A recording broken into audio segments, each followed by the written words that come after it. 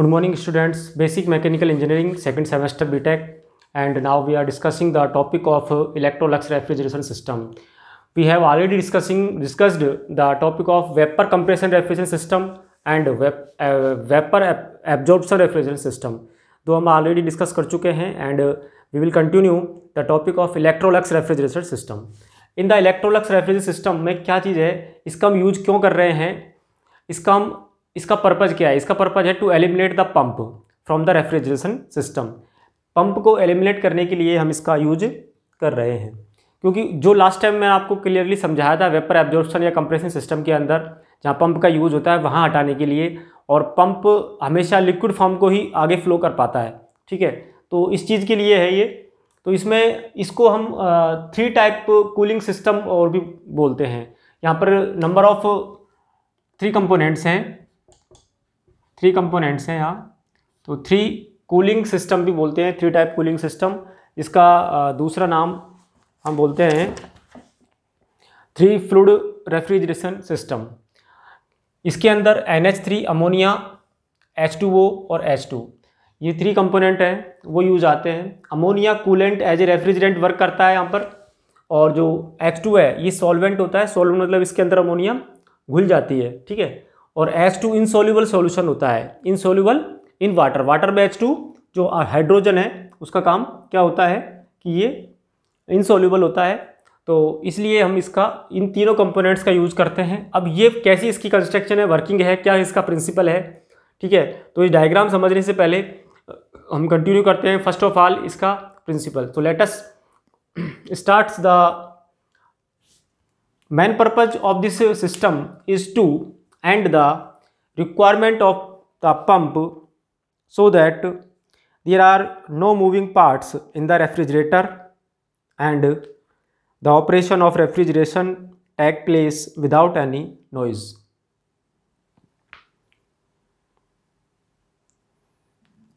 यहाँ हम refrigeration system में 3 लिक्विड यूज कर रहे हैं. Ammonia, water and hydrogen are used in it. Principle लिखिए इसका. Electrolux refrigeration system work on the principle of Dalton partial pressure law. Dalton partial pressure law.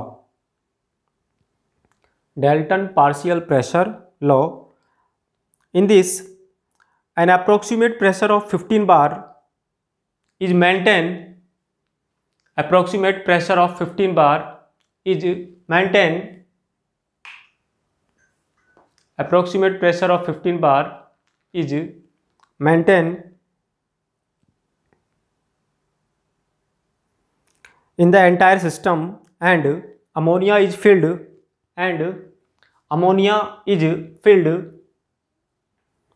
In the evaporator at almost 12 bar. At almost 12 bar, therefore ammonia is evaporated at partial pressure. Therefore ammonia is evaporated at partial pressure of almost 3 bar. The saturated temperature of the ammonia at this pressure is almost -10 degree centigrade. Saturated आपका pressure बनेगा, temperature बनेगा ammonia का, वो almost क्या बनेगा यहाँ पर -10 degree centigrade बनेगा इवेपोरेटर के अंदर. ठीक है, where at almost 38 degree temperature it convert into liquid and provides its heat to cooling medium. ये इसका प्रिंसिपल है जो मैंने आपको बोल दिया. आप लोग वीडियो को बार बार रिपीट करके या पॉज करके एक बार इसका प्रिंसिपल नोट डाउन कर लेना. एंड अब मैं आपको बताता हूँ इसका कंस्ट्रक्शन क्या है, इसकी वर्किंग क्या है.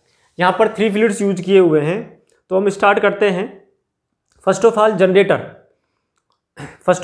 जनरेटर से स्टार्ट करेंगे. यहाँ पर हमने जनरेटर के अंदर स्टीम आग दी हुई है. फायर से हम इसको जनरेटर स्टार्ट कर रहे हैं. जनरेटर है ये बना हुआ है कंप्लीटली. जनरेटर के अंदर अमोनिया प्लस H2O है.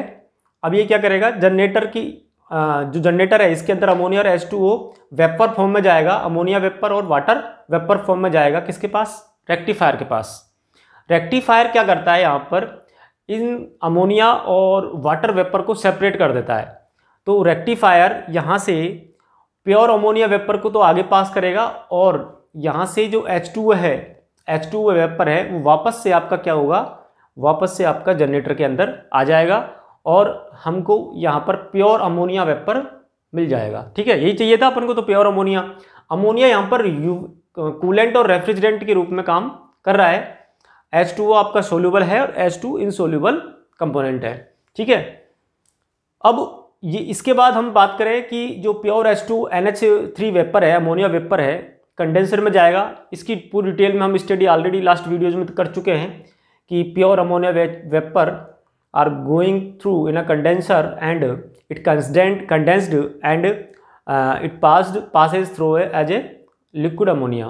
तो यहाँ पर ये वेपर फॉर्म में जाएगा और कंडेंसर के थ्रू क्या हो जाएगा, कंडेंस्ड होके ये लिक्विड अमोनिया की फॉर्म में बाहर आएगा एंड ये it enters into the evaporator liquid ammonia. ठीक है, अब ये लिक्विड अमोनिया की फॉर्म में यहाँ पर जो पंप वर्क कर रहा था आपका, ठीक है, यहाँ पर जो पंप वर्क कर रहा था वो पंप यहाँ से हमने हटा दिया है। कहाँ से हटाया है पंप, कि ये वेपर के इवोपरेटर के बाद हमने पंप लगाया हुआ था। ठीक है, जो लास्ट वीडियो में आप देखना, तो यहाँ पर एलिमिनेट इसका पर्पज़ यही है, पंप हटाने का पर्पज़ है।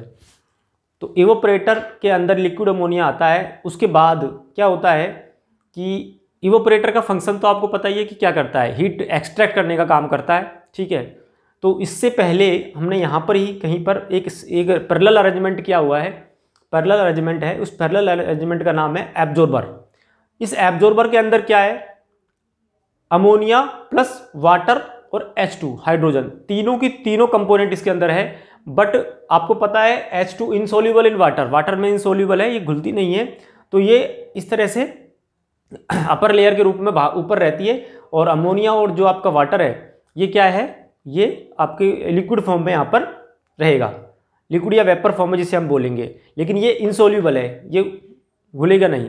तो क्या होता है इसके अंदर कि H2 जो है, H2 गैस की हम सप्लाई करते हैं इवोपरेटर के अंदर, और जो H2 गैस है इवोपरेटर में क्या काम करेगा, H2 गैस इवोपरेटर में क्या काम करेगा, आपका ये इसकी कूलेंट को बढ़ाएगा, रेफ्रिजरेशन सिस्टम को इंक्रीज करेगा H2।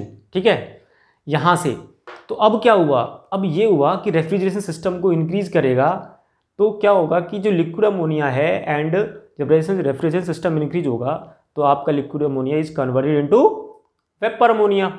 वेपर अमोनिया और हाइड्रोजन गैस इसी के साथ वापस निकल जाएगी और वापस से ये एब्जॉर्बर के अंदर आ जाएगी।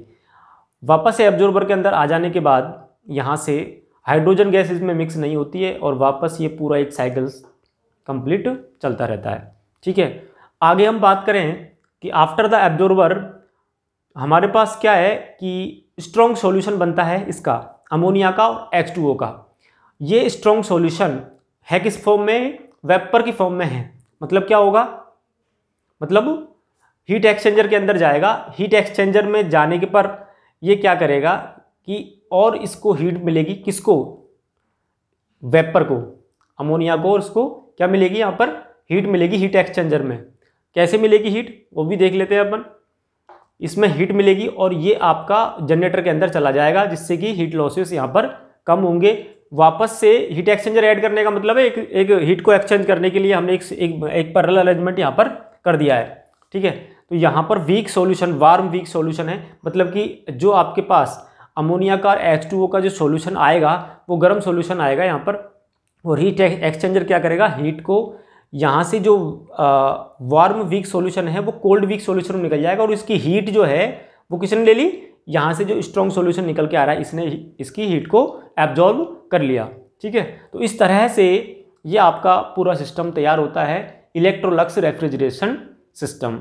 Okay, so note down this diagram. ठीक है, इसकी वर्किंग मैं एक बार बोल देता हूं, आप लोग नोट कर लीजिए। Concentrated ammonia solution move from the absorber through the heat exchanger to the generator where it is heated by an external heat source like electric heater, gas burner से हम इसको हीटिंग करेंगे. Heating the solution, ammonia evaporate from the solution and flow toward the condenser where an analyst is placed before the condenser to stop the particle of water vapor so that only ammonia vapor reaches the condenser.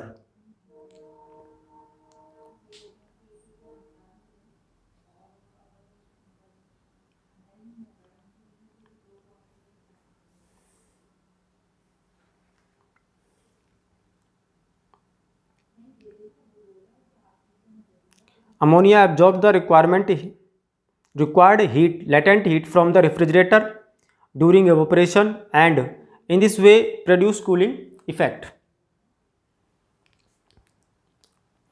The characteristics of the Electrolux refrigerator.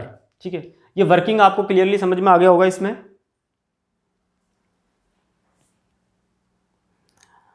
Characteristics एक बार मैं लिखता हूँ, ये आप note down कीजिए. बोलता हूँ, the pump and any other type of moving part do not exist in this system, as a result of which there is no noise when the machine operates and the maintenance expenses is also minimum. The hydrogen gas in this is transmitted only from absorber to evaporator and from evaporator to absorber. The performance coefficient of the unit is very less. The performance coefficient of the unit is very less. So this unit is not suitable for industrial work. This unit is not suitable for industrial work.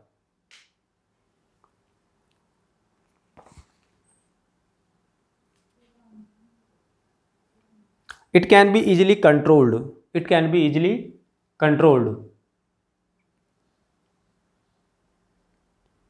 It can be easily controlled. ये कुछ characteristics हैं इसके.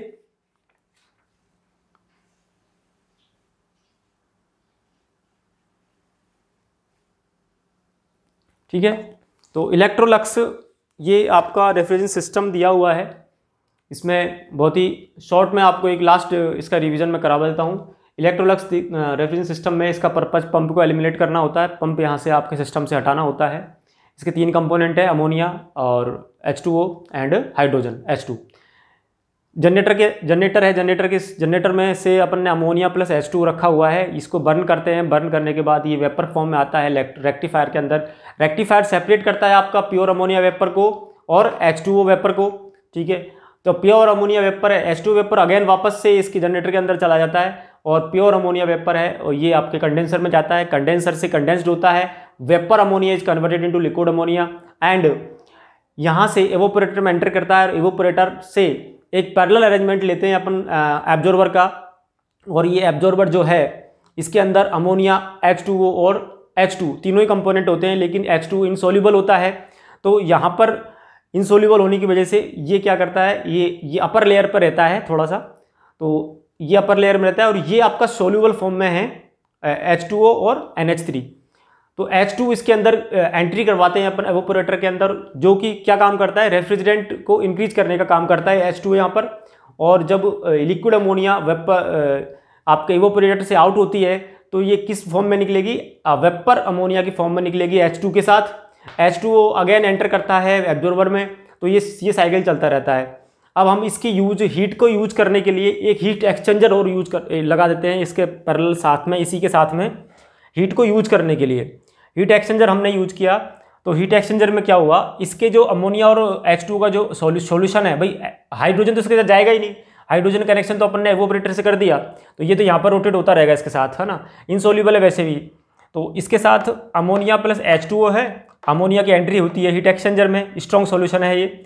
अब ये क्या करता है, heat exchanger से और हीट ले लेता है.